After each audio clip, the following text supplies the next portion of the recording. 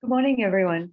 Welcome to the Climate Governance Initiative's Global Summit 2022 with the theme Ambition to Action.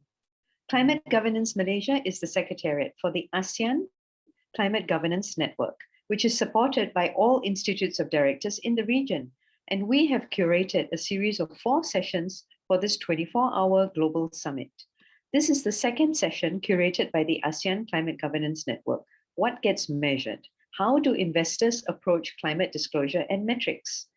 The Climate Governance Initiative mobilizes boards of directors around the world to address climate change in their businesses, building on the World Economic Forum's principles for effective climate governance.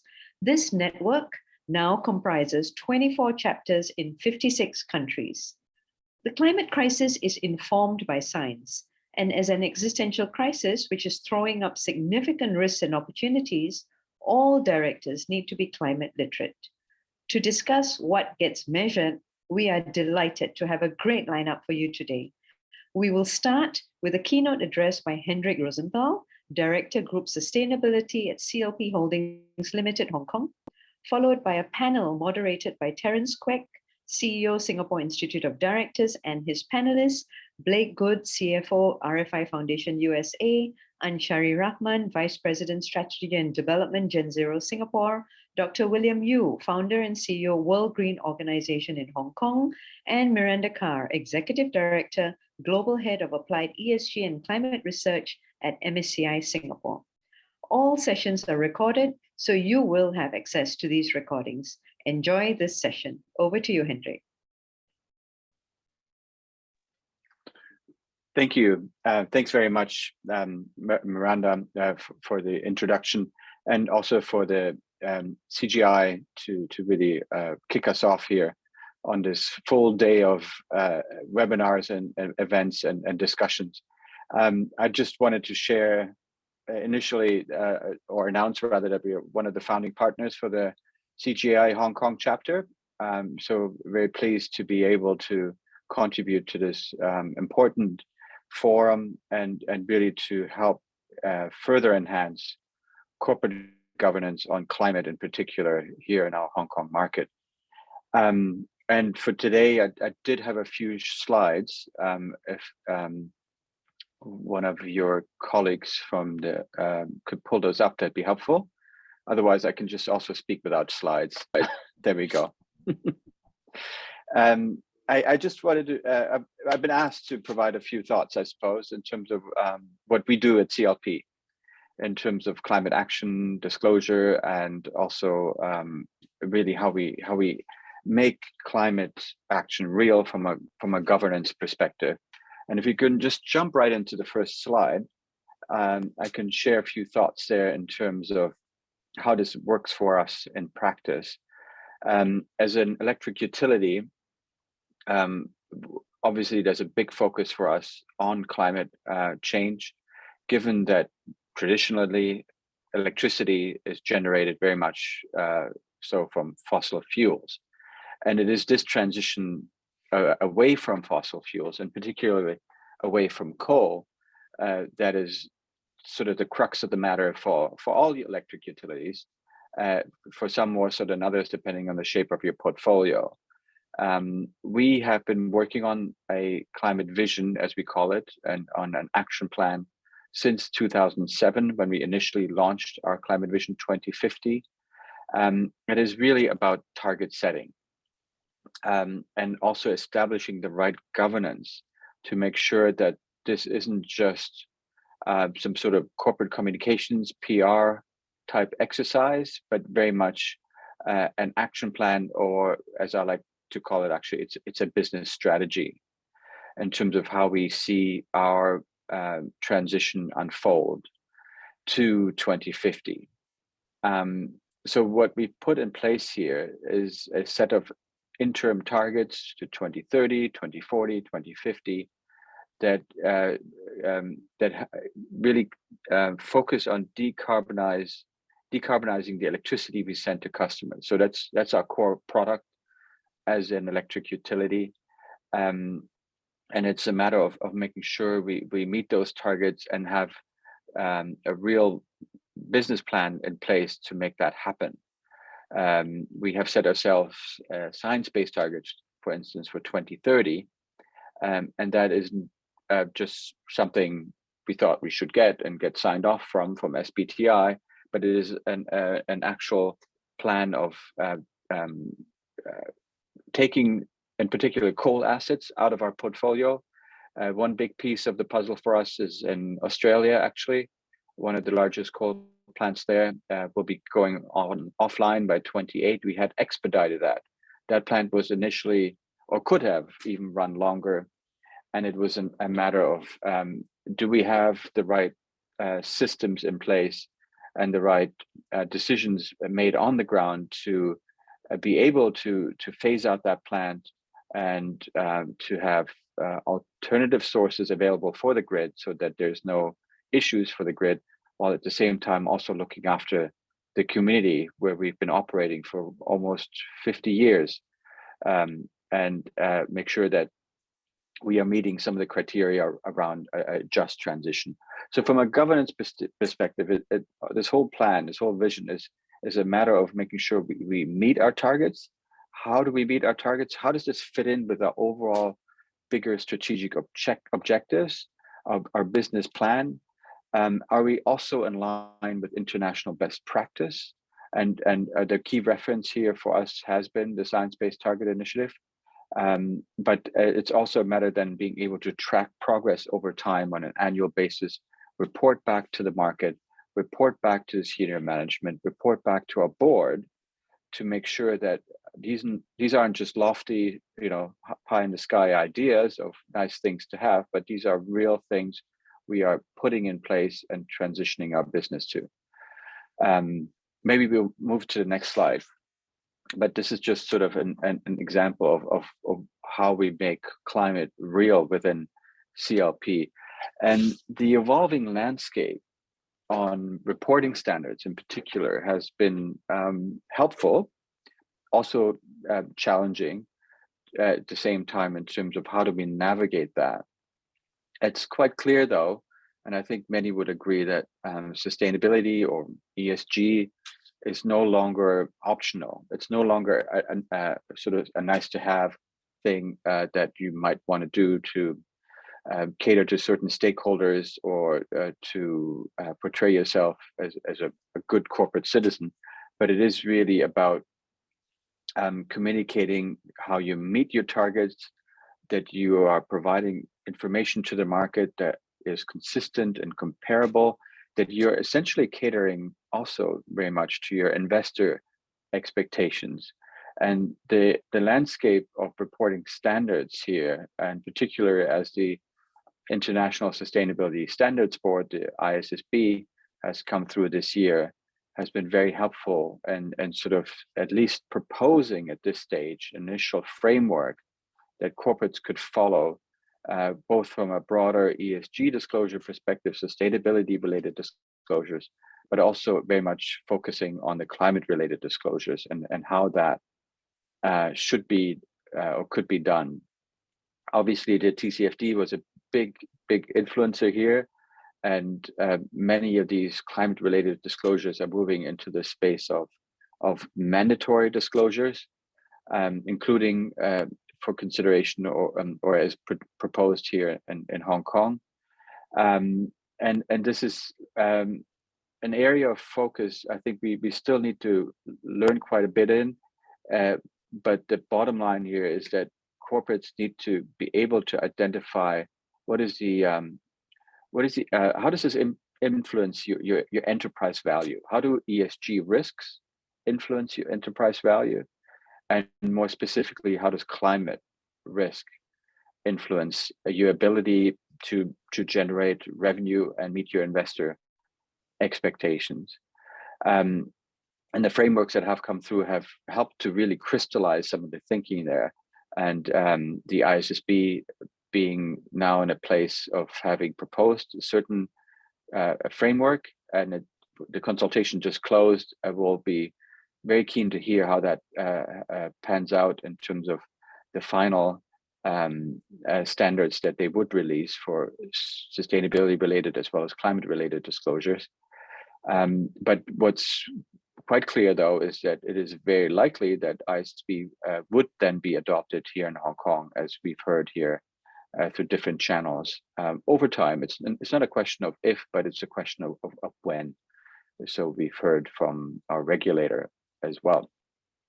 The flip side here is always the GRI piece. Some of you may be familiar with that, the Global Reporting Initiative, who have very much put out a focus, not so much on the enterprise value side, but on the impact. And that's been what sustainability reporting has traditionally focused on, is where does the organization have impacts on the environment, on the economy, on people, on the communities where that business operates. And that in itself is an important piece in terms of disclosure and what corporates should focus on. But it's also a space that continues to evolve, of how that then fits in with mandatory disclosure standards as related to ISSB. Maybe I move on sort of to my last point, just being conscious of time on the next slide. And that's very much just a couple of points I wanted to make around where we actually get value in terms of disclosure and reporting. And that's not so much the exercise in itself of publishing a report. We now have 3 reports. We have our annual report, we have our sustainability report, which focuses on the impacts, but we have also now moved on to publish a TCFD based report, what we call a climate-related disclosures report, for the first time last year, which is very much based on actually the ISSB prototype on climate-related disclosures. And it is that value of reporting these in this format is not in itself of having done that and ticking the box and sort of, okay, telling investors we have this information or other stakeholders. It's how we actually derive the priorities that are embedded within these reports. So that's where we have put quite a bit of effort in terms of conducting a materiality assessment. And that is an annual exercise where we literally review in a sort of in a cycle type approach. Over a matter of 3 years, we vary the different areas of focus as part of that materiality assessment. But the idea fundamentally being about what are the big issues affecting our business, our sector, CLP, and really looking at what we would call the mega trends, and how do we navigate those? Are we prepared to handle those?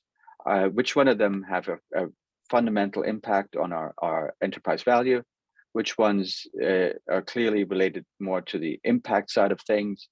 And how do we then communicate that to stakeholders, which is the disclosures to themselves, but how do we, more importantly, embed that information as part of our risk register and the actual tracking of risks within the business? And then obviously the flip side of that being the opportunity side. How do we evolve in this space as we navigate these ESG or sustainability type risks? And how do we expect our business to evolve? Which then very much opens the door to having a fairly holistic discussion on this on an annual basis with our senior management, as well as our board level sustainability committee in particular, to highlight to them of what we see has changed throughout the year, and whether perhaps some of this should influence our strategic thinking, or more importantly, our business strategy and our business plans as we evolve that and review that on an annual basis.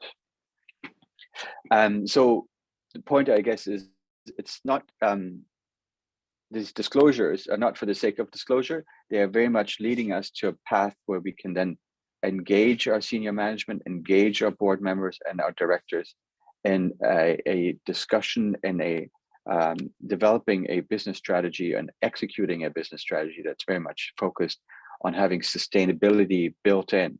It's not an add-on piece. Climate is not an add-on piece. It needs to be embedded within your business. And that allows us to make more informed decisions, but also the market very much, giving the market then the information that they would need and expect at this point, given the evolving landscape of reporting standards, but also just a massive amount of interest that comes from the investor side on this type of information, to give them the information that they're asking for, and to really highlight key risks and opportunities that are material to our operations. And then how do we derive financial value from that? And also how do we minimize or optimize our impacts? Maybe I'll stop there sort of as an introduction, hopefully useful for the panel discussion that follows. And thanks again very much for having CLP join the forum today.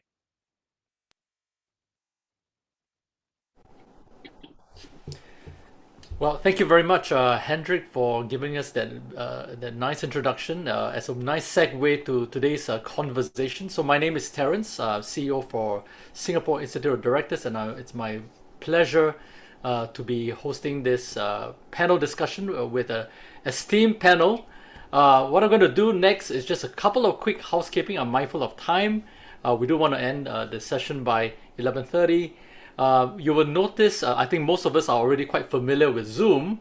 You will notice there's a Q&A button at the bottom of your Zoom window. So please use that if you have any questions, comments. I'm going to keep one eye on that window pop up for Q&A. So if you have any questions, please put that up. I'll do my very best to weave your questions into the conversation.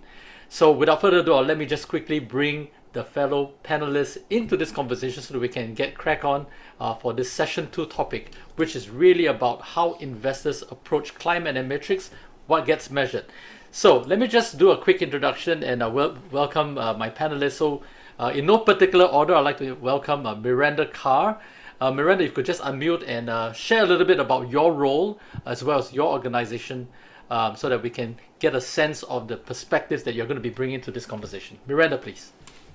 Thank you very much, and very pleased to be joining the Climate Governance Initiative to talk through what's a really interesting topic.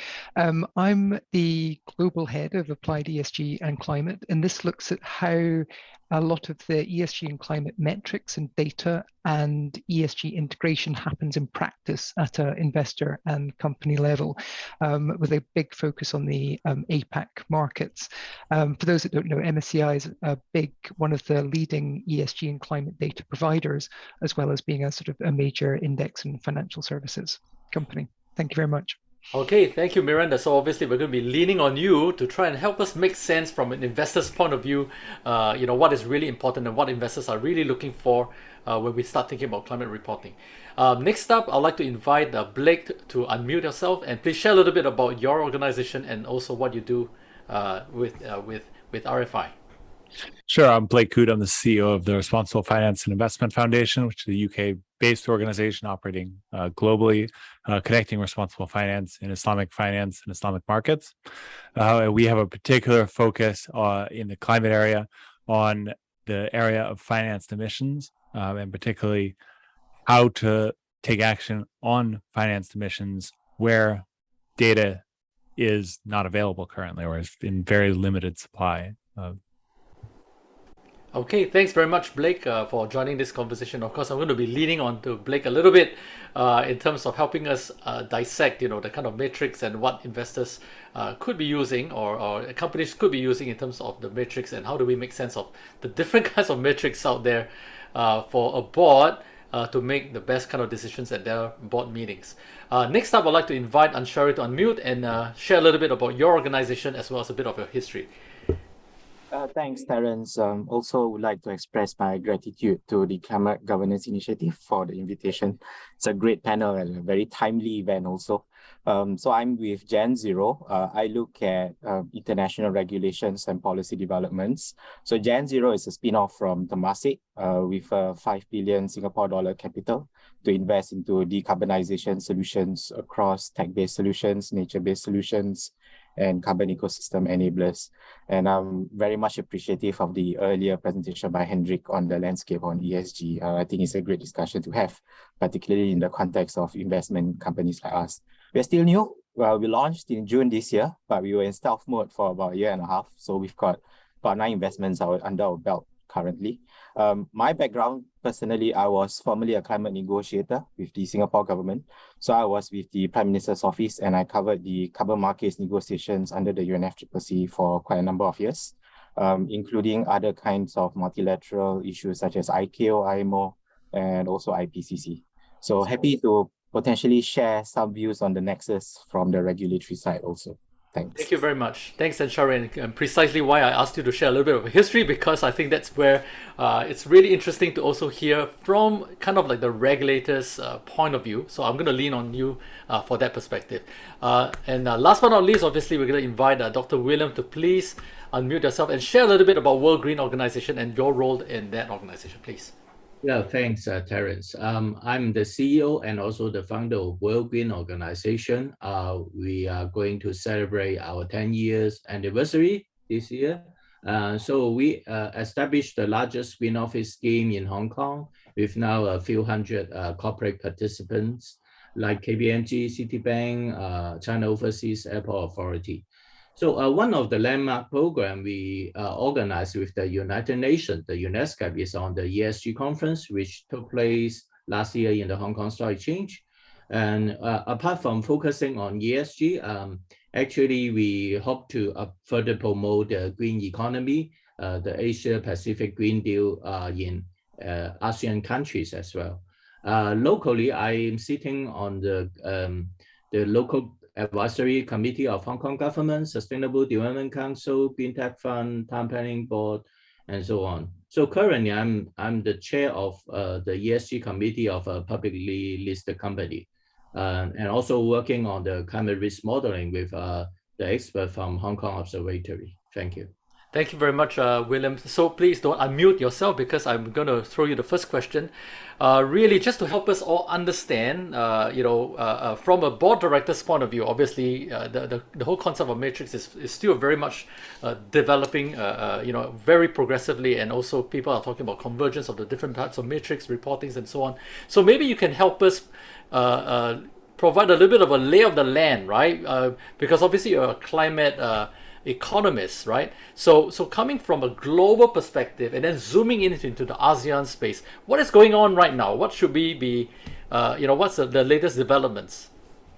Thanks, Terence. Oh, you asked me to draw a big picture first as an opening. I think first we are all aware about last year, 2021, we have more than 400 extreme weather incidents, including some what we call climate disaster. And the few largest one already accounts for a few billions dollars of economic loss. I think that really draw the attention of regulators and the local governments. So we can see as a board member on the corporate level, our responsibility, our response to all these climate disaster, or what we trying to quote it in terms of TCFD, the climate risk in terms of physical risk and transition risk. I think our board is going to face the increasing pressure from the regulations, also from the real physical risk we are going to face in our asset value. Okay, so that draws the big picture on what's going on. If I would like to use the terms, the tragedy of the horizon, mentioned by the former governor of England, about the short-termism, the short-term outlook of in our financial sector, because that prevents most actors in this area to see and price the risk of climate change.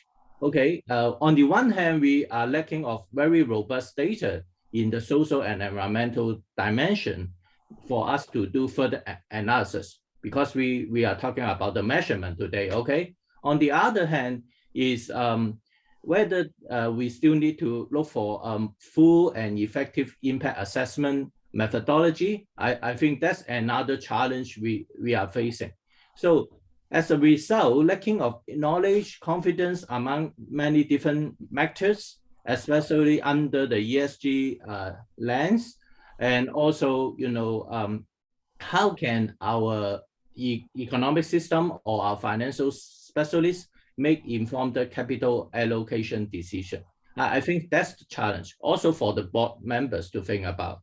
And we, as a short-term outlook, how we can drive our capital towards a long-term sustainable outcome. I think that's what we are discussing on a global basis. So if I make use of the UNEP, the analysis, the factors hindering the alignment of the financial system with the requirements for a transition to a more low carbon economy, three factors. First, the failure of the price to reflect the true cost. Okay, how we can quantify all this? Again, it's a measurement issue. And the disconnection, as I mentioned, between the long-term impacts and the short-term decisions, that's another challenge.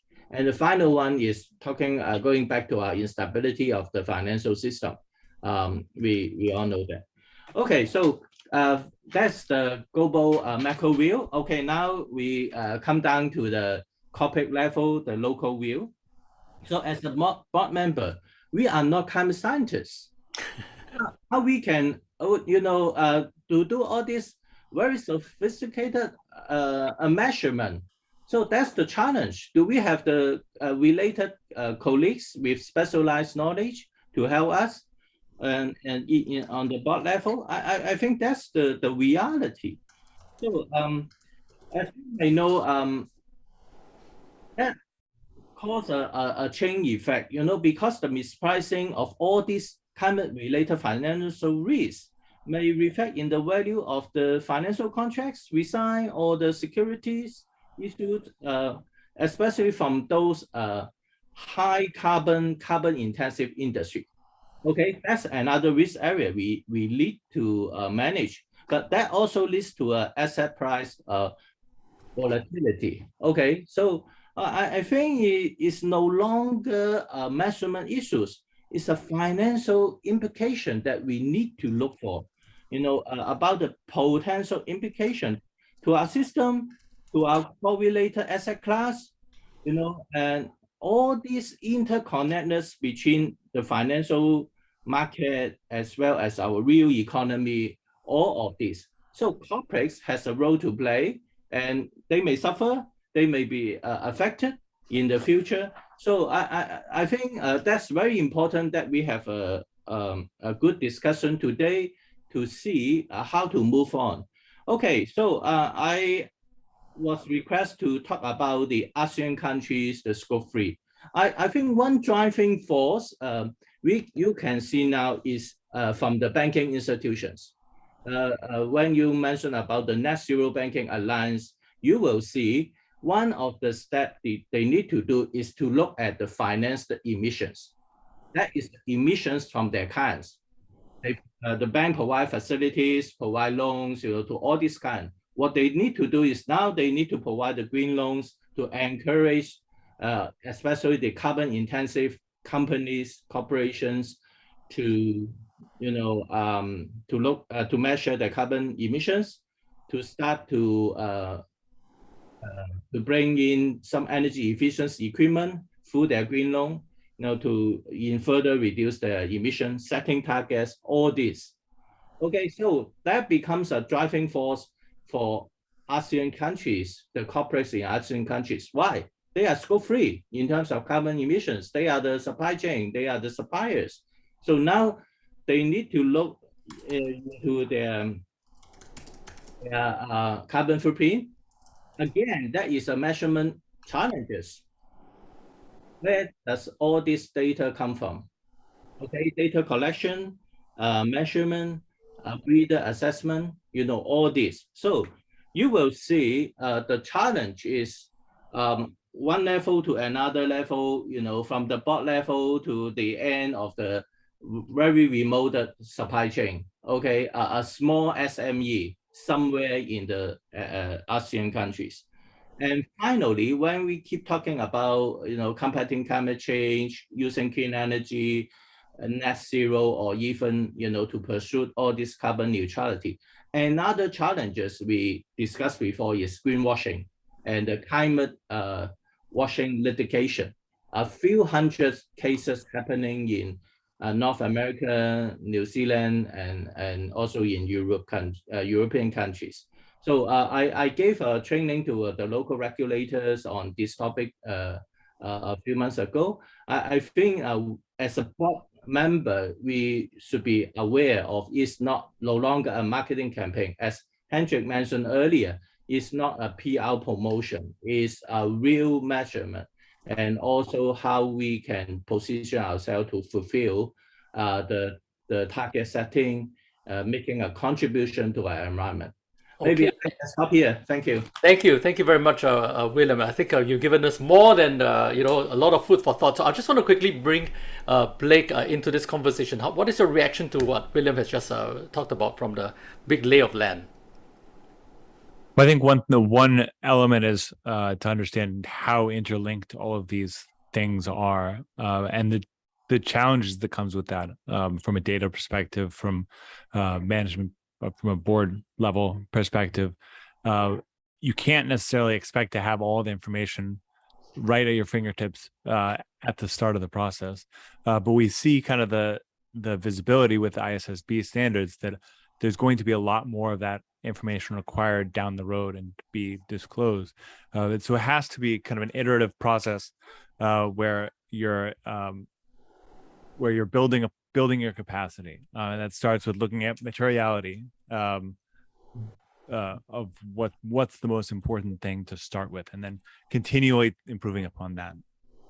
Okay, thank you. Miranda, we had a conversation about this topic yesterday. So what would you like to add to this conversation?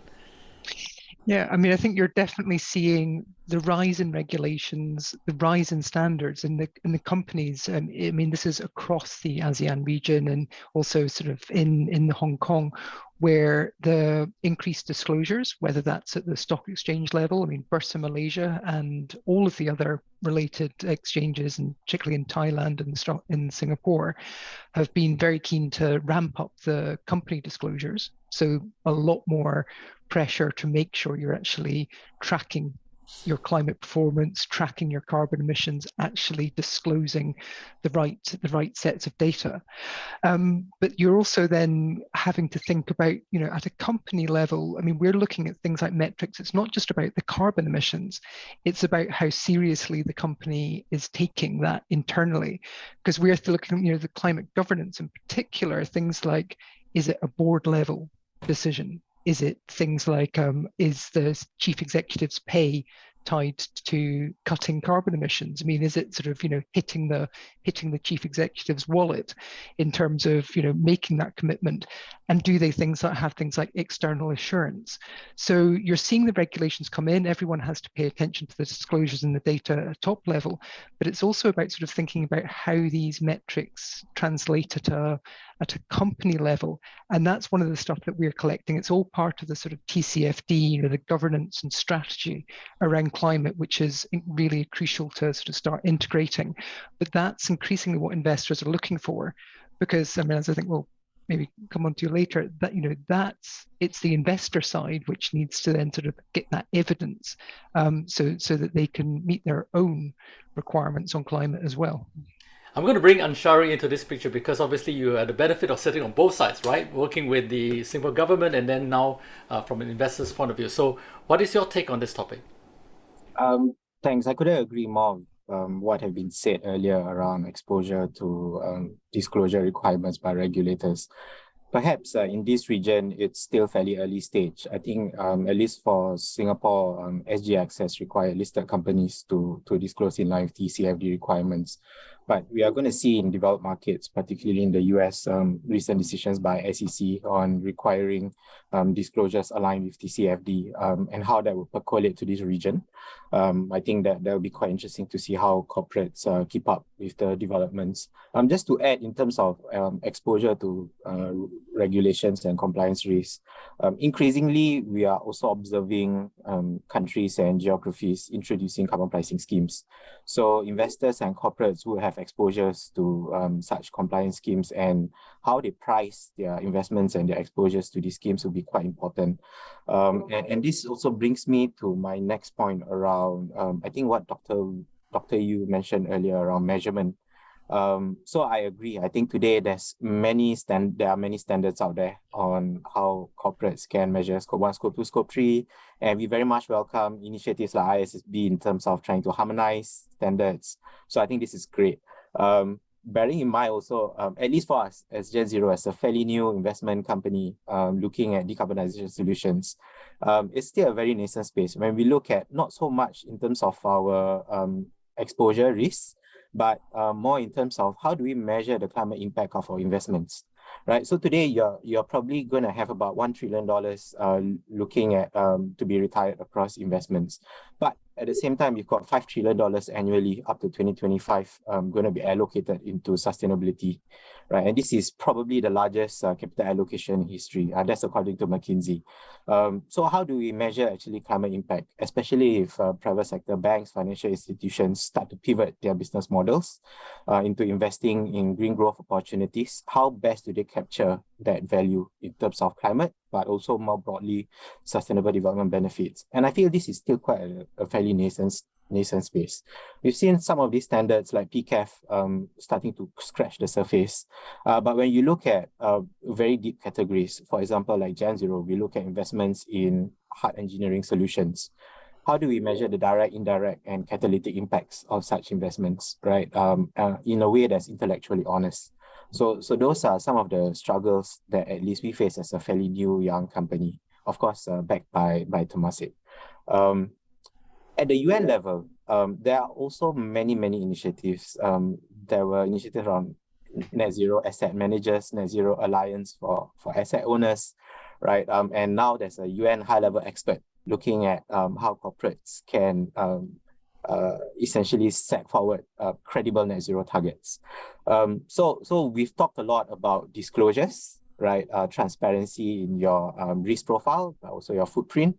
But I think there are potentially three broad buckets that I would see in the space for corporates, for corporates. One is the disclosure, one is the net zero. How do you set a net zero target that is science-based and that's credible? Earlier that was SBTI was mentioned, right? Would SBTI net zero standard be the benchmark for corporates? And would it apply necessarily as a one-size-fits-all for all kinds of private sector profiles, whether it's a manufacturing sector or from a financial institution? Would that necessarily apply? And the third bucket is really around how do you go beyond your direct abatement within your value chain, i.e., how do you leverage carbon markets, right, or carbon offsets? So there is emerging guidance around how best corporates can use offsets or leverage carbon markets in a way that isn't seen as greenwashing, right? There is a certain mitigation hierarchy, but in terms of harmonizing this, getting a better understanding of what are the implications if, let's say, you sign up under SBTI, what would it mean in terms of your decarbonization journey, given that a lot of the decisions in net zero target setting is really top-down, right? And the implications downstream is quite significant. So I'll end off there, but just to say there's going to be a convergence across both the compliance, across the national level regulations and also private sector corporate leadership. And this space is definitely worth monitoring and keeping a watching brief on. Thanks. Thank you very much, Anshari. Blake, I'm going to tap on you to think in terms of help us navigate this matrix, because we're still talking about measurements, right? So how do we make sense of this whole business of measurement? Well, I think the important thing with measurement is to make sure that you're measuring the right things. You can get into incredible detail down to the level of every light bulb you're using in your building, but if it's not material, then it's not going to be a useful effort.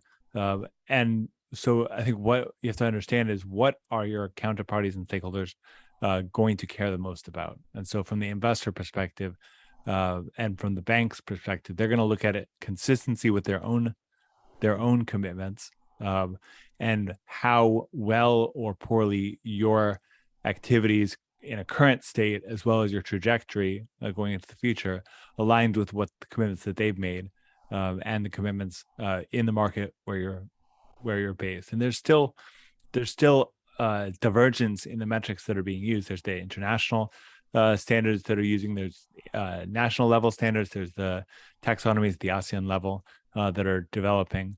And so it's really focusing on what matters most to your company, what's most important to your company and your company's stakeholders.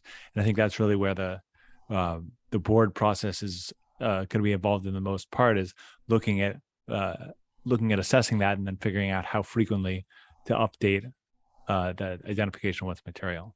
Yeah, so I think to help the boards navigate what's really important to be measured, right? So maybe Miranda and then Dr. William can give a little bit of insights, right, in terms of from an investor's point of view, what is important for them.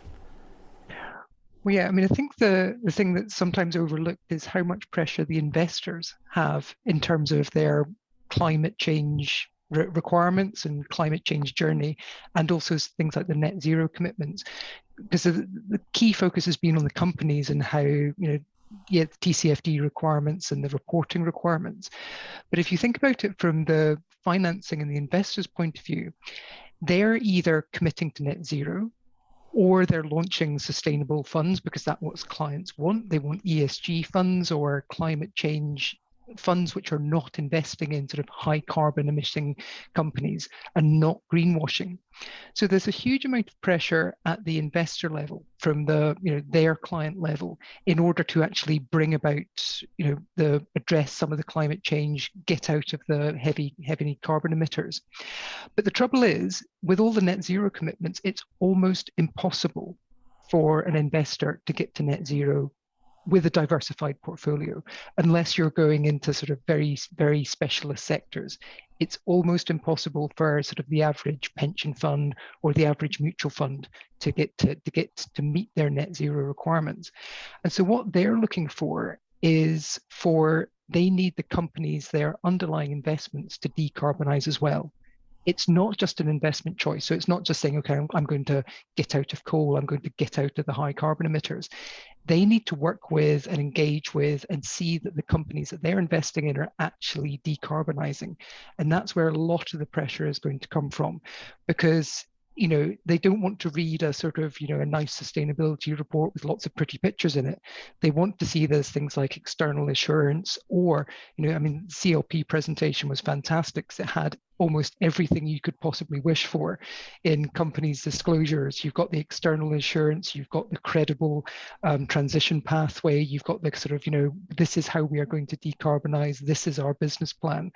So shaping something like that where you can give investors credibility about the plans, external assurance, plus it's also obviously been deeply embedded into the organization. That's the kind of thing that people are looking for, because as I say, investors aren't going to get there by themselves. They need the companies to do it as well. And that's where a lot of the pressure is going to come from. Thank you. And Dr. William, because you also sit in a couple of committees, including the Green Tech assessment, right? Fund assessment. So from that perspective, what are investors looking for? Actually, I think there is no quick fix to help the companies to achieve carbon zero by tomorrow. Okay, so it takes time, and you can see the evolution of new technology, be it the CCUS, the carbon capture and usage and storage, that kind of new technology. So it seems we still have a gap here, to look at to look for the breakthrough in our low carbon technology and how companies can really adopt. So and I echo the Miranda's viewpoints. When you look at the say for example science-based target, they trying to reformulate the measurement for oil and gas company.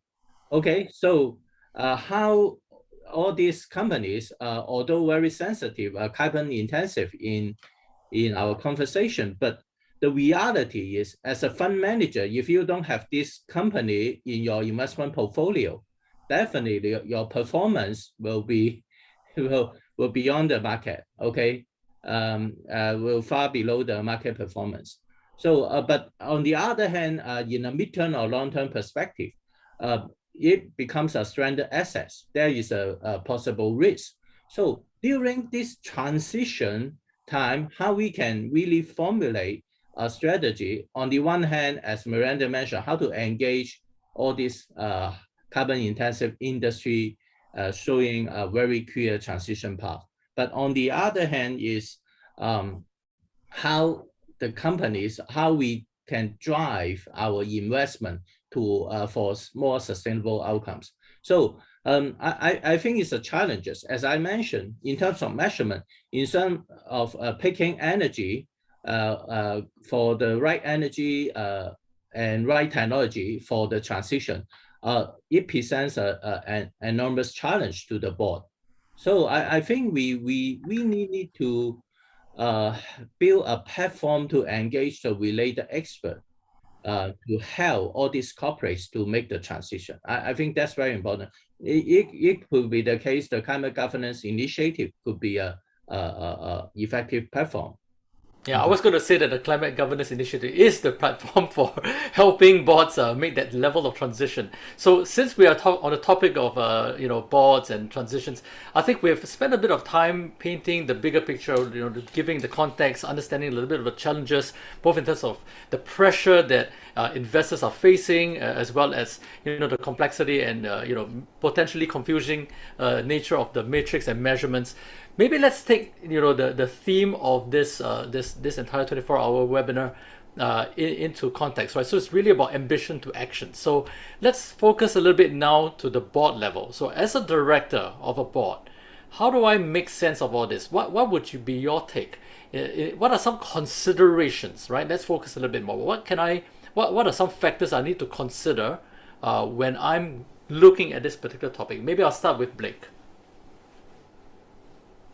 Yeah, I think some of the biggest things first to look at what investors do you have? So what immediacy do you have in terms of their commitments that might jeopardize their investment or financing of your business? You also have to look at what is your own relative balance between direct emissions directly related to your operations, whether that's direct from your production or the electricity you're using, and then how much is built into the value chain. And I thought it was shown nicely in the presentation earlier was the scope 1 and 2, and then kind of a specialized one of the categories within scope 3 that was pulled out as being particularly material, and then the other value chain emissions were kind of put to later. And I think that type of prioritization really is important to happen, because the ISSB standards, when the way that they're drafted right now, will require all emissions across the value chain to be disclosed in quite substantial detail in terms of even within your own internal value chain. You have to be presenting absolute emissions numbers from that. So it's about setting up that phased approach for how you're going to collect the right data and making sure that it's really driven by where are the emissions, because that's what the investors, that's what the banks are looking at. That's what stakeholders are concerned about. Okay, thank you. I'm going to turn to Miranda, and I just want to bring back to a little bit of a conversation that we had, and then obviously come back to this conversation about what should boards be really thinking about. I think we spoke about the complexity of regulations. So you want to elaborate a little bit about conversation yesterday? Yeah, I mean, because we are seeing more regulations, and it's interesting because you've got the so you've got the top level standards, but then you've also got the taxonomies being introduced, and this sort of ties in with sort of what sort of Blake's talking about in terms of things like the targets and the more particularly the transition. Because for some, any company, unless it's already specialized in a sort of some kind of green activity, is going to face disclosure, but it's also going to have to try to work out how it's going to get from maybe a high carbon emission or a sort of medium carbon emitting state down to that green activity. For some companies, that involves a complete change in the business model. And so they're debating, are we just going to be, using our cash flows from the old business to fund a completely new one? And you're seeing that sort of transformation because they know that to meet the regulations, the existing business is not going to meet it over the long term. But then we're also having a lot of interesting discussions about how, if you're in maybe a sort of medium high emitting sector or activity, what is a transition you're going to make? How can you actually make that sort of identify that pathway, convince investors, convince the regulators that you're actually getting there? Because in terms of the criteria under which it's assessed, whether it's sort of international peer group versus local peer group, and whether it's national standards or international standards, these are all live debates at the moment. I mean, we're on the Singapore taxonomy, or the Australian taxonomy. We're having huge internal debates. There's debates with the CGI, about which criteria to use, which are the valid metrics that to use, and actually how you can make that transition. This is all something which is, no one's got a perfect answer yet, but that's what the boards then have to consider, because if they don't, then there's a risk of not meeting those standards and those regulations further down the line.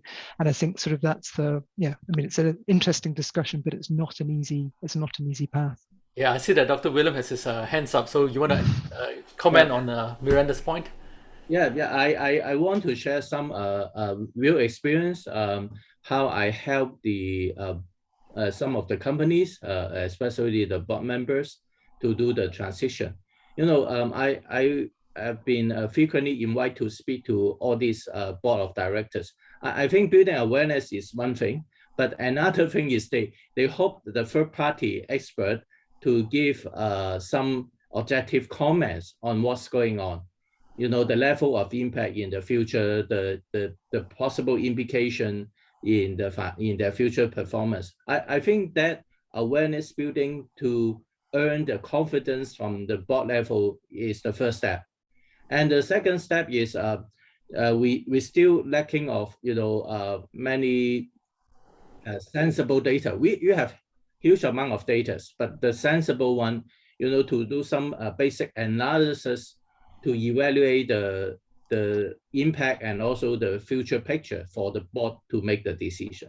And then another stage is we lay down the roadmap, in terms of carbon reduction, in terms of ESG management, the related, integrate into the existing enterprise risk management, the ERM system, for them to evaluate. So that comes to the point, the board level, they need to know their level of commitment in terms of the financial investment. And also, even for carbon offset, carbon credits purchase. So apart from you can buy from the international trading platform, you cannot say, okay, I want to invest a forest to earn carbon credit. And I do it now and it will happen tomorrow. It takes 10 years, 15 years time as a cycle. So what I want to say is now we need to present to the board with all these relevant data and sensible information before they can make a midterm, not to mention the long-term decisions. Yeah. Okay. Thank you very much, William. What about Anshari? What should boards be thinking about for this topic? We've got about 6 more minutes. Well, we spoke about measurement. So I think that's the precursor to everything. You need to know your scope 1, scope 2, scope 3, your carbon footprint. 2 is setting out, as what Dr. you mentioned, your pathway, right? And I actually think the common thread across the conversation is around transition. How can companies transition? It's not going to happen overnight, but how do you leverage some of the options out there? One of the options is, of course, buying offsets. But there is a certain mitigation hierarchy that should be presented to board. What are the low-hanging fruits in terms of immediate actions that you can do? What are some of the more harder to abate actions?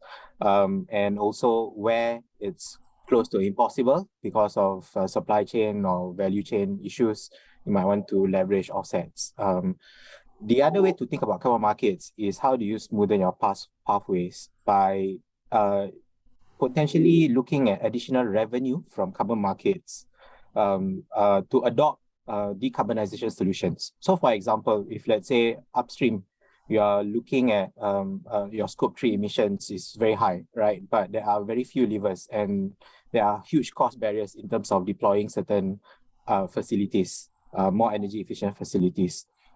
Could those facilities actually generate carbon credits, not to offset fully the costs, but bring down the cost barriers? One example in the market today that we're observing, very new methodologies around very nascent type of technologies like green hydrogen, carbon capture, on how this can actually accelerate the deployment of some of these more costly measures. So that's another option where companies can actually think about. Of course, end of the day, accounting is key, right? You cannot double count some of these things when you're actually selling offsets and what will the claims you made. But I think a lot of the standards out there do have a lot of clarity around this, how you avoid double counting. Thanks. Okay, thank you very much. I think we've just 4 more minutes to go. I do want to quickly wrap up, but before I go, I thought it would be nice for each of the panelists to help us come up with one question that a board director may want to bring up at the next board meeting as a way to take action. All right, so what is the one question, if you are a board director, that you will want to ask at a board meeting or to ask to the management in relation to this topic? So who would like to go first? Maybe I can go first. Go for it. One golden question. For me, it's really what's the price of inaction? What is the price of inaction? Yeah, thanks. That's beautiful. Thank you. Who's next? Going back to the climate governance in the internal side, I'd ask who has ultimate responsibility for putting these plans into action? Okay, Where does the... Perfect. I have a kind of follow-on question to that of how is the accountability enforced through the processes to make sure that the person with accountability knows where they stand and the board also knows where they stand. Okay, thank you. Dr. William, you. Yes, thanks. I think I will ask the board about the future composition of the board members or the sustainability committee composition under the board. I think we need to look for talents and related experts to join the structure. Yeah, thank you. Thank you. So we're just 2 more minutes to go. Let me just do a quick summary. We started the conversation painting the very big picture. Thanks very much, Dr. Yu, for doing that. And of course, from that conversation, we started thinking about the various complexities, faced by the boards in terms of what do you measure, what kind of data do we collect, thinking in terms of the pressure that investors are also facing, the regulators are putting pressure on them. But we're still figuring out very much in terms of the kind of matrices. Not all the information is still quite there, made even more complex by the fact that there's a different taxonomy, different kind of criteria. But at the end of the day, at the board, it's really about taking action. And it's about collecting the right data, thinking about your transition. I think that's a key word I've been hearing a lot from this conversation. Thinking about the pathways, right? For every organization is different. Your journey towards net zero, journey towards decarbonization, is going to be different from each other. But really thinking about ways to accelerate that process. And of course, thank you very much, panelists, for your golden questions. What is the price of inaction? Who has the ultimate responsibility? Where does accountability lie? And obviously, what is the future composition of your board as well as your board members? So on that note, I'd like to say thank you to my panelists for giving us this really, really insightful conversation. Lots to think about, lots to digest, and I hope that people download the session and review the recording, because I think there's a lot of nuggets in there. On behalf of CGI, I'd like to say thank you to our wonderful audience for tuning in, and I wish you all a great day ahead. Thank you so much.